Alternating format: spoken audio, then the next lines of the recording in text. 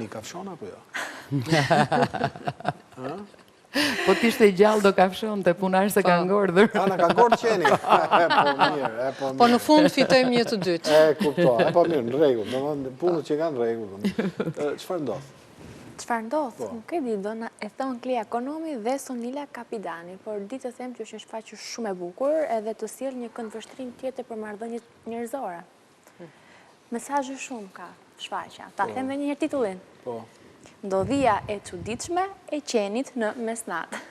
Ndodhia e çuditshme e qenit në mesnatë.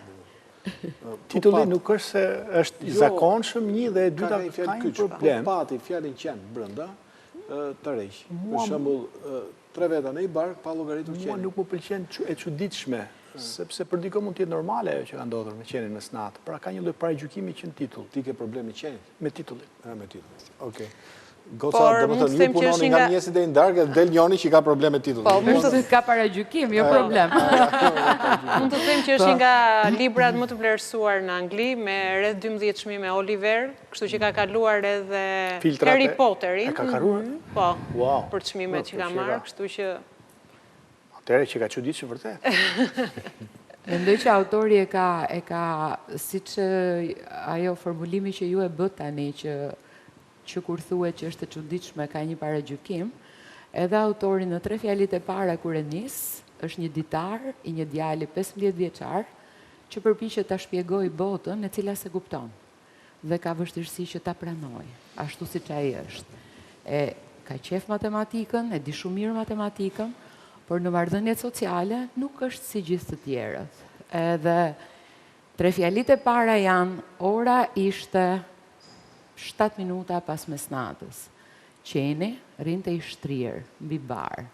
Një sfurk dilte nga trupi i qenit. Do të thotë ngjarja nuk është edhe aq e zakonshme. Është një qen i vrarë me sfurk në oborin e komshiut, që njës ngjarjet të cilat pasaj do shtjellohen gati si në një novel misteri. Pra një djalë 15 vjeçar që duke u përpjekur të gjejë se kush e vrau qenin, i frymzuar nga Sherlock Holmesi, zbulon të vërteta për jetën e vetë, edhe njëkohësisht ju jep mundësim prindërve të vetë edhe komshinëve të kuptojnë që njerëzit kanë shumë më shumë mundësi të jenë prezent për njëri tjetrin se sa paragjykimi. Ishte fjalë e gjetur e juaja për ta nisur bisedën tonë. Jo, ajo që po më ashtu tani mendimi i dytë që po më vjen, a është e domosdoshme ose në kuptimin që a i bën mirë fushatës elektorale se kemi zgjedhje tash një ngjarje? Fatkesisht po, kemi zgjedhje, e vërtet është.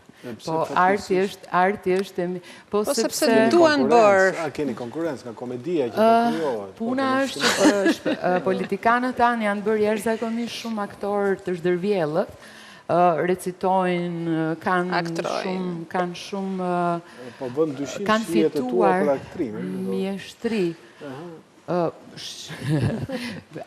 Shihet e mia për aktrimin do të ftoja t'i shikojmë në skenë. Tani po flasim mbi komunikimin publik. Por ajo çfarë tregon fushata është që politikanët po aspirojnë që të përdorin mjeshtri aktori. Kështu që fushata e merr një lloj vëmendjeje për gjëra që janë të panevojshme në fakt, vetëm për biseda boshe ditore. Dhe ndonjëherë arti e jep mundësinë, jo ndonjëherë, po shpesh, e jep mundësinë e shkarkimit të gjithë atij negativiteti për plasjesh. Kështu që këto 2 javët do bëjmë durim, shfaqja vazhdon, është gjithë muaji maj. Ne jemi të fokusuar tek puna jonë, kështu që prisni një efekt negativ në shfaqje. Jo, absolutisht për mënyrën se si është punuar për një risi dhe një koncept tjetër të aktrimit, ndryshe nga ajo shfaqjet klasike që janë në teatrët tonë, dhe impaktin e parë që patëm në premier që ishte goxha pozitiv. Efekt negativ për kundrejt politikës, po e presim. Jo, efekt negativ të publiku, po efekt negativ të politika... Që do jenë më të interesuar për shfaqjen, po e presim. Si që është një nga këngët e fundit të Eric Clapton, Who Cares? Pikërisht. Prandaj mos u shqetësoni për këtë. Po, me sa diu. Jo, ne kemi pat një proces shumë të bukur, kemi pat një grup pune dhe vazhdojmë ta kemi që është goxha i gëzueshëm, që ka shqetësim për ta takuar publikun me një shfaqje të bërë shumë intensive, për 4 javë një punë e jashtëzakonshme, kështu që për nga dinamika e punëve, sepse është shfaqje që ka lëvizje, është shfaqje që përkon shumë me realitetin për shkak se vetë regjizori ka dashur të na vëjë në garë aktorin, teatrin, Justin Anderson. Aktori dhe teatri aktualisht, për shkak të teknologjisë, ka ngritur disa pikpyetje të reja, që janë kush është më i forti, kush e thith më shpejt publikun. Kush është më i forti afrim robotit. Ne mendojmë që dihet më është njeriu, kështu që kjo shfaqje e ka sjell pikërisht këtë lloj sfide për ne si trup, si ansambël, dhe ka qenë sfidë shumë e bukur. Për të parë se sa dinamik ka pjesa si që dhe shihet në ekran, pjesa e efekteve, dhe kuj duhet stërvitja aktorit që me zë, me praninë e tij, me dëgjimin e partnerit, me punën në grup, ta superoj teknologjinë. Kështu që kjo ka qenë një nga ato nxitjet kryesore. Përkthyese është Jonida Beqo. Jonida? Po. Po, a jeton Kanada, Jonida? Në Amerikë. Në Amerikë? Është kthyer jo? Jo. Super gos. Në korespondencë. Ka qenë drejtori e teatrit Metropolit. Super gos. Ajo që e bëri teatrin Metropolit, faktikisht. Po.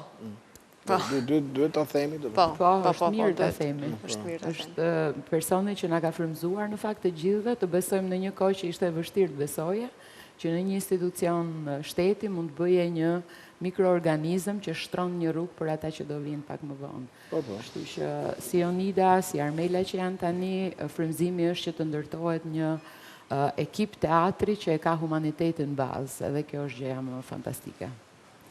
Po thonim, Plea interpreton 3 role, apo jo? Apo 4. Puna jote, besoj, do ke qenë më e vështira? Po, mund të them, të gjithë aktorët kishin pjesën e tyre të vështirësisë, por ne jemi 6 aktorë të cilët operojmë me disa personazhe brenda shfaqjes. Jemi zërat, që quhemi, dhe kemi dhe personazhe të tjerë të cilët Kristoferi i ndesh përgjatë rrugëtimit të tij. Dhe, domethënë, kemi karaktere që ndryshojnë për nga gjinia, zëri, mosha, dhe kjo ka qenë sfida dhe vështirësia sepse ti ke veshjen dhe petkun e një karakteri të duhet të vraposh jashtë skene brenda disa sekondash të veshësh karakterin tjetër. Kështu që përveç se lëvizjeve si personazhe që jemi ne të 6, të cilët operojmë, bëjmë edhe marrim dhe formën e sendeve, transformohemi në gjithë shfaqjen. Ka përshtyme Klea që duhet jetë shfaqje krejtë e veçantë. Shumë e veçantë. E panjohur në Shqipëri, ky lloj teatri. E panjohur. Është diçka mes klasikës dhe modernës dhe teknologjike. Është e panjohur në Shqipëri, po është më pak e lëvruar, se nuk besoj që ka më forma teatrore të panjohura në Shqipëri. Ndoshta më pak e lëvruar, shpreh e qartë. Po.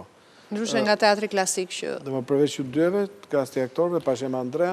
Po, Ema Andrea, Mozaharia, Rafael Hoxha, Armela Demaj, Roer Toçe dhe djali që luan rolin e Kristoferi. Edhe Arioni, po, është një djalë maturant që ka ardhur në audicion dhe ka patur shqetësimin për ta bërë personazhin një shqetësim genuin fantastik. Jo, është gjimnazist maturant. Bëri përshtypje që në spot. Ka bërë teatr me të rinj. Ka bërë teatrin e shkollës. Ka bërë teatrët e shkollës dhe ka qenë i frymëzuar nga teatri dhe kur mori vesh që ka një audicion për shfaqjen, ka ardhur dhe është prezantuar në audicion, por është modeli një të riu për t'u admiruar. Me një përgjegjësi dhe seriozisht është shumë mirë me mësime. Bëhen inxhinier, më mirë se aktor, them unë. Dëshira e tij është që të bëhet arkitekt. Dhe kjo është pjesa më e bukur. Pavarësisht se teatrin e ka pasionin e tij. Teatri ndihmon të kuptosh veten edhe shoqërinë, edhe të jep shumë fuqi dhe kjo është gjëja më fantastike e Jonit, edhe serioziteti me cilin ka punuar dhe shqetësimi për ta prezantuar sa më mirë hallin e një personazhi që bota se kupton, ka qenë për t'u admiruar.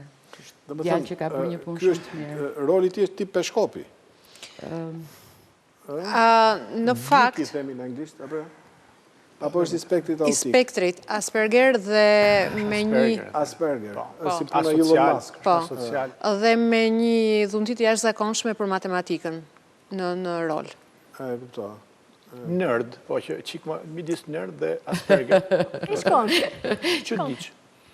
Qenin kush e luan apo? Qeni është një puzzle. Po qeni ka ngordhur, kështu që s'mund ta luaj dikush. Edhe nëse do e luante, do luante të ngordhurin. Nëse, kam përshtypjen që ajo shërben si pikë lidhjes që të ngjarjes dhe pastaj ngjarjet me siguri merren me gjëra të tjera. Është një farë thrilleri, një farë filmi alla Sherlock Holmes, ka hetim gjithkohës. Është novel misteri. Për duke hetuar kush e vrau qenin, ajo çfarë mësohet është që vetë prindrit e vet, duke mos ditur si të sillen dhe çfarë të bëjnë, sepse është shumë interesante kur e shikon tërë dashurinë e dy prindërve në përplasje me si të sillem tani. Sepse ndryshe kërkon fëmia im dhe ndryshe kërkon shoqëria. Kështu që kjo lloj përplasje sjell që mamaja largohet nga shtëpia, sepse vendos që djali është më i qetë vetëm me babain, ai e kupton pak më shumë, nëna bëhet vetë nervoz. Babai nuk do t'i tregoj që nëna ka ikur, kështu që i thot nëna ka vdekur. Dhe ai duke nisur të kërkoj për qenin, mëson që e ka maman gjallë. Por dhe babai... Kolegës... Jo ka që ndershëm. Ska rritë kalamojt akoma hikë. Hikë dhe blerja fëmijës në derë. Shiko, është një formë ndryshme trajtimit, ndoshta të një nga temave më të mprehta të problemeve sociale, është paga shumë, ne kemi parë adoleshencën, atë filmin, serialin e famshëm, për marrëdhënie të prindë, se ke parë. Duhet ta shohësh kolegë, mos e refuzo. Ti lexon libra kot, mos shohësh adoleshencë. Si mund lexon libra kot? Ka dhe libra kot që janë kaq edhe s'ka asgjë brenda, po kolegu, na duan për të ftuarit. Le ta themi që të themi të vërtetë siç është. Po lexoja që libri ka pas shumë sukses. Edhe shfaqja. Edhe shfaqja ka shumë sukses. Ata që kanë ardhur fundjavë ta shohin, shfaqja është përsëri në Metropol nga Intja në të diel këtë javë në orën 20 në mbrëmje. Por ata që kanë ardhur në premier edhe ata që ishin në ditët e para, thonë që 2 ditë më mbrapa kemi vazhduar të mendojmë mbi ngjarjet, që është efekt që ne kemi dëshiruar në fakt që kur vendosim që t'jemi ta bëjmë këtë shfaqje. Kështu që mendoj që e kemi lënë të paktën në prezantimet e para atë impaktin që ne kemi dëshiruar në fillim. Regjizori është i huaj, thatë, po? Po. A u mërzit që ditën e dytë dhe pastaj, si e mbajti? Jo, ai është puna, e ka punën e tij të dytë në Teatrin Metropol. Pas ka për edhe mund të jetë mërzitur, po kam mësuar ta kaloj mërzit.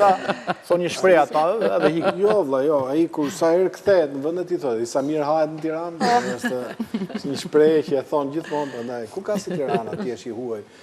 Tirana është problem, po ne gjatë, po ne shumë për turistë. Është shumë mirë, aq më tepër që të paguajnë për të ngrënë dhe për të pirë. Ti e di që ne natyra bujare e kështu me radhë. Ne ju falenderojmë shumë. Ju urojmë gjithë mirat e kësaj bote, shumë suksese. Jam i bindur për këtë. Kur është shfaqja? Faleminderit. Çdo fundjavë, nga Intja deri në orën 8. Dhe kemi gjatë gjithë majit, e kemi dhe mbas zgjedhjeve. Kupton apo jo? Ka edhe disa formate të orarit të drekës, ora 2, sepse ne kemi dashur që shumë të rinj ta shohin shfaqjen, por dhe shumë mësimdhënës, sepse personazhi që unë luaj është mësuesja. Pra, në një kohë që prindrit nuk e ndihmojnë dot ashtu siç duhet, ka një mësuese që e ndihmon. Ja tregon rrugën se si aftësitë për jetën duhen zhvilluar. Kështu që ne do donim që ta shohin sa më shumë mësues, sa më shumë prindër dhe të rinj. Kështu që ka dhe programet e orës 2. Pra shfaqja është dhe 2 deri në 4, për të bërë pastaj mbas shfaqjes bisedë me të rinjt mbi problematikat që shfaqja ka. Ka edhe, po sepse Teatri Metropolit ka një sektor të edukimit, kështu që ne bashkojmë pjesën artistike me ndërgjegjësimin dhe edukimin. U bogën i telef tamam, punonin para ditë mas ditë domethënë. Kur e do punën zakonisht bëhesh telef. Kuptoj se vetëm kolegu do. Nuk e di si e keni ju këtu, se ju jeni në mëngjes, harxhoni energjitë e mëngjesit. Po shoh datat, e keni problem që në datë 3 mos keni edhe shumë publik.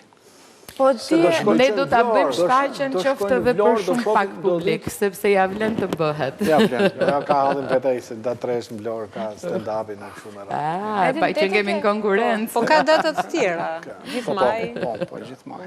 Mirë, atëre, Fabi, shko te Florenca se diçka theu. E dëgjuam ne. Ja mbajmë nga rroga, është thjesht. Jo, jeni bërë gjithë trampist në këtë emision, nuk ka mundësi. Pas pak me zonjën Florenca dhe me Fabin, do gatuajmë fileto pule me xaxhiq, që Fabi kujtonte se bëhej nga salca e kosit. Xaxhiqi nga salca e kosit bëhet, diun. Jo, është kos me yndyrë që bëhet xaxhiq. Të bëft mirë, koleg. Ose salcë kosi.